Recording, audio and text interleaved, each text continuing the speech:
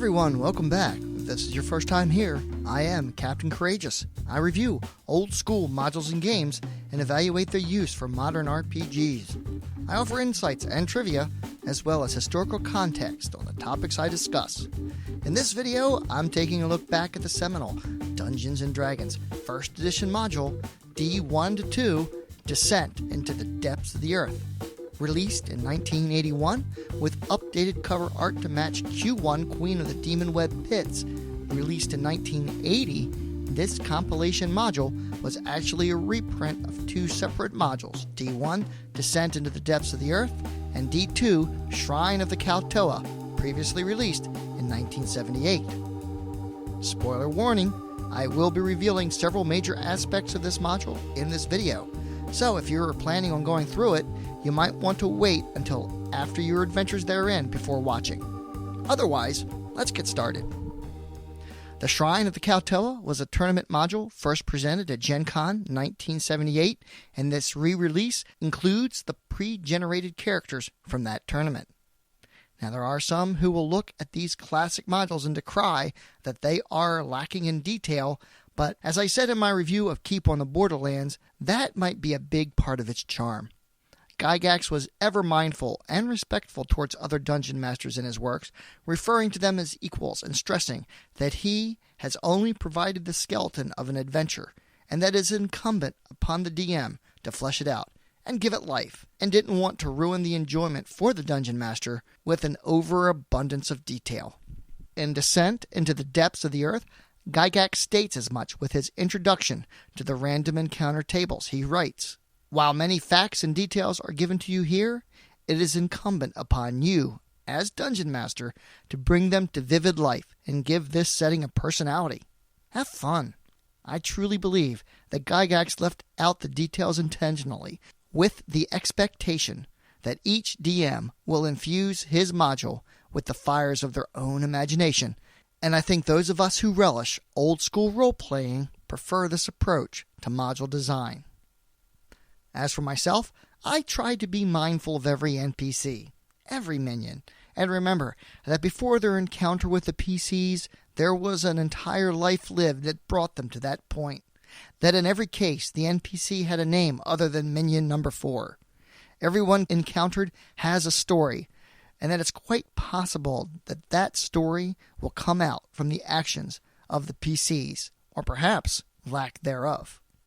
I bring this up because D1 Descent into the Depths of the Earth really contains little actual detail. It is a setup for things to come and requires a bit of preparation from the DM, but is mostly a series of random encounters as the PCs plod their way through a vast miles-long network of caverns. What Gygax does provide here is a game mechanic means which makes it logistically possible to simulate exploration in a vast underground space. At the end of G3, Hall of the Fire Giant King, a partial map of this space was dropped by one of the Drow escapees. In this module, that map is actually provided in the form of a hex grid map, partially filled in, and giving details on the Drow's destination, their ancient underground city, Aralai Sinlu.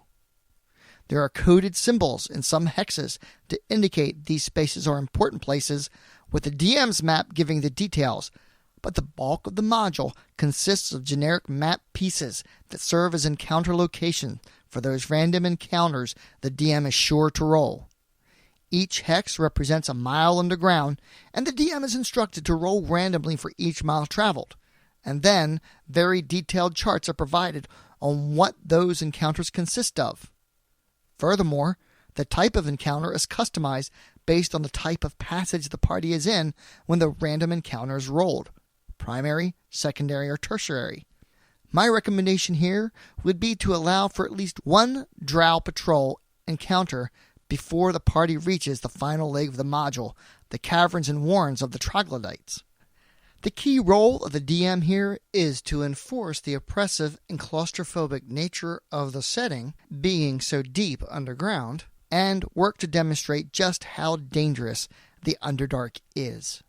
So, let's talk about the caverns and warrens of the troglodytes section of the module for a moment, because in all honesty, This is where the module goes a little bit off the rails. On the large-scale map, this section is represented by 2 hexes and is the finale of D1. But in my opinion, it's kind of a mess.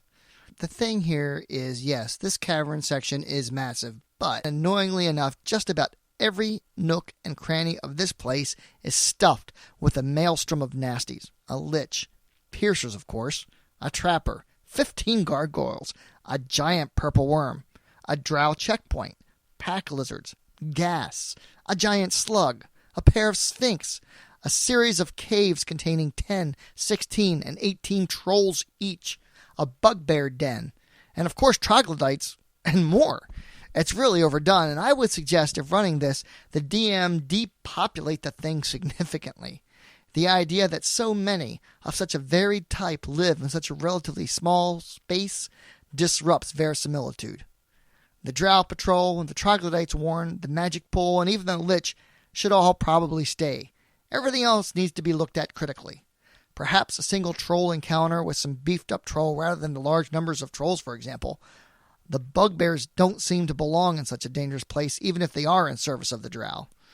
The lich area in Area 7 might provide an interesting role-playing encounter if played correctly, and there is a lot here for the DM to consider. But it shouldn't be difficult to come up with something unique and interesting. Once the party moves past this section, it's on to D2, the Shrine of the Kuo-toa. However, a full 25 miles of caverns stands between the party and the shrine, as in D1 it is composed of a variety of random encounters using the various map pieces. But now the makeup of the encounters changes. Most importantly, there is the opportunity to encounter Kuo-toan pilgrims on their way to the shrine. As with the drow patrols in D1, I would recommend that the DM forgoes the use of the dice and make sure that the party encounters at least one group of pilgrims before reaching the shrine. Much of the setup and what is coming requires it if the party is going to have a proper chance to navigate the area and get the most enjoyment the setting provides. I'd like to point out here what I consider one of the more annoying aspects of this module series, and really it's entirely indicative of modules of this time period, and that is important aspects of the module are frequently hidden within the text and not really made apparent for the DM to pick out. For example, in Area 5 of the Kuo-toan Shrine, it is completely possible for the party to bypass a confrontation with the squad of Kuo-toan soldiers here if they present tokens of homage to the Sea Mother. Yet, how one acquires such tokens is not really explained at all. However, buried among the descriptions of random encounters on page 13, if one looks carefully, the tokens are carried by the slaves of the Kuo-toan pilgrims. This is an important detail, and given how the module is laid out, it's entirely possible for the dice to preclude such an encounter from ever taking place. Another important encounter before the party reaches the shrine is the encounter of the Sverfneblin, or Deep Gnomes. This marks their first appearance in the D&D game, and it is a rare opportunity for the party to make some allies in the Underdark. The Sverfneblin have no love for the drow, nor the Kuo-toans, and the leader of this band, the amusingly named Troglodyte Garnetgetter, is willing to deal with the party if they don't attack first. This might be important later if things in the shrine get heated. Arrival at the shrine is an interesting affair, with a sea-green glow given to the place, and a visitor is greeted with a massive ziggurat, upon which stands the 20-foot-tall malachite edifice of the most peculiarly named, if not difficult-to-pronounce goddess, Blidapalp. The nude female body with the head of a lobster and claws for hands stands predominantly on an altar in the center of a waiting pool, and the expectation is that new visitors will wade in and give obeisance to the alien-looking edifice. Certainly an opportunity for amusement around the table, as the DM determines the actions of the individual player characters is available here. Lots of fun.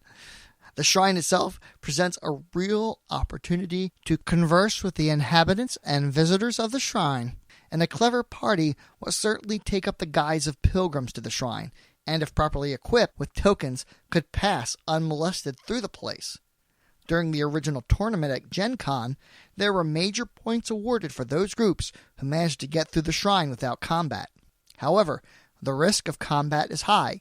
Kuo-toans do not like humans, and it's certainly likely that a belligerent party or those lacking the proper tokens will be targets for capture and sacrifice. This tension, the active nature of the complex, as well as the alien environment with the massive ziggurat, the breeding pools, and the overall unusual nature of the thing, makes the Shrine of the Kuo-toa an absolute classic of D&D lore, and for retro gaming enthusiasts, is not to be missed. I mentioned in my review of Keep on the Borderlands that this period from 1977 to 1979 was Gary Gygax's most active production of adventure modules with TSR. And certainly it's worth noting that as the company transitioned from original D&D to advanced D&D, Gygax was laying the foundational work of what Dungeons & Dragons would ultimately become with many of these module releases, and the influence of the D series can't be understated. Here we see the first representation of the Underdark and a game mechanic on how to explore it. The Drow, the Kuo-toa, the Svirfneblin all make their first appearances in this series. Along with the village of Hamlet, Gygax was certainly trying to actively influence the direction of the game to not only transition from the sometimes whimsical, frequently random nonsense of earlier presentations and taking the D&D game from the traditional dungeons and caves to a more interesting and serious, unique fantasy narrative, and give Dungeons & Dragons its own lore and legends that would serve to add to its appeal. Now, once the party has navigated the Shrine of the Kuo-toa, and if they manage to not end up on the sacrificial altar to Blibdapalop, they should have more details about their destination, Erelai Sinlu, and the series moves on to D3, Vault of the Drow. The original versions of the D1 and D2 modules both featured monochrome cover art by David C. Sutherland III, but the 1981 compilation was released with a color cover illustrated by Jim Rosloff. Sutherland's interior work from the original two publications was included in the compilation, as was that of David A. Trampier. Other artists whose work appears inside the compilation include Jeff D., Earl Otis, David S. LaForce, Bill Willingham, as well as more work by Jim Rosloff. Acquiring a physical copy of the compilation module is a relatively easy affair via eBay or Amazon and will cost around $20 to $30 for a good quality copy. Or, if you prefer, you can get a PDF download from DriveThruRPG for only $5. And that brings another RPG retro review to a close. I still have a full review of 5th edition D&D in the works, so be on the lookout for that video, and of course the direct follow-up to this module series, Vault of the Drow. And I fully intend to finish it all off with the monumental and bizarre finale module, Q1, Queen of the Demon Web Pits. I'm doing my best to maintain a more reliable and steady video release schedule, so thank you all so much for your kind words in regards to this video series. Please comment below and subscribe if you haven't already. As always, my friends, may your D20 roll true and game on.